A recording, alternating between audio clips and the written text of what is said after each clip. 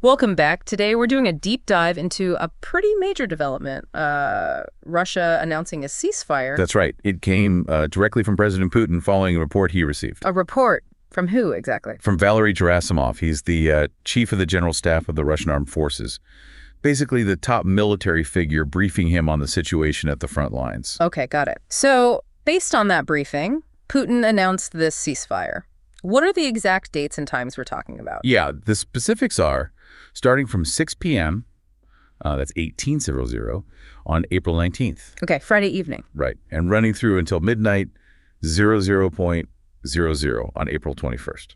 So essentially Friday evening through Saturday, about 30 hours or so. Roughly, yeah. A 30-hour window. And the core idea is Russia stops all military action during this window. That's the announcement. A complete halt to all military actions from their side for that specific period.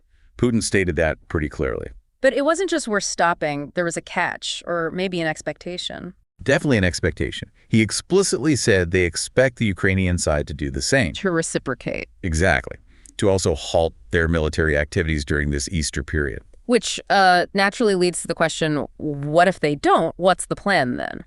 They addressed that up front. The announcement included a statement that the Russian army will remain fully prepared. Prepared for what? To repel any potential violations of this ceasefire or, any aggressive actions that might come from the Ukrainian armed forces. So it's a pause, but with the guard very much still up. Precisely. And Putin actually framed this whole thing as a kind of test. A test. Interesting. A test of what? He said it would test the sincerity and the actual ability of what he termed the Kiev regime. Right. That's the term they often use. Yes.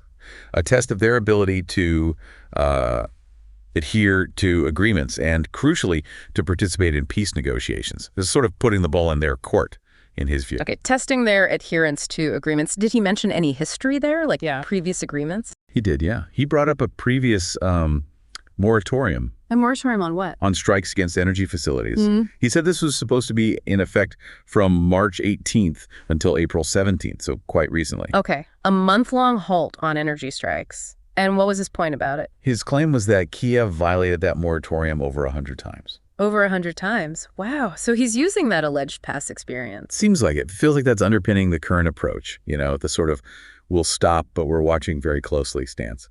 Yeah, that makes sense in light of that claim. So did he give any specific orders to his own military for this current ceasefire? Yes, there was a clear directive. Which was? To maintain, and I quote, extreme vigilance, and to be ready to respond fully. Fully.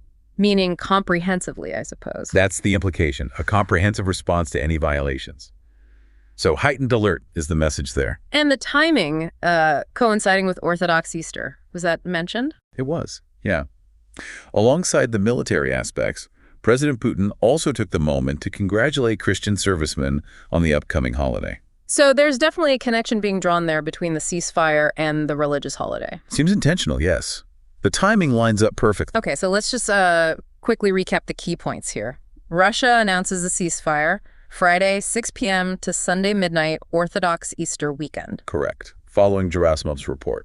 They state they'll halt actions, but they expect Ukraine to do the same. And they're ready to respond forcefully if Ukraine doesn't, or if they perceive violations. Right. And Putin's framing this as a test of Kiev's sincerity and ability to follow agreements. Citing those alleged 100-plus violations of a previous energy strike moratorium as context. And telling his own troops, stay extremely vigilant, be ready, plus a nod to the holiday itself. That really covers the main elements of the announcement as it was presented. Subscribe to our podcast on Spotify, Apple Podcasts, and YouTube. We are here to make things clear. New episodes every day.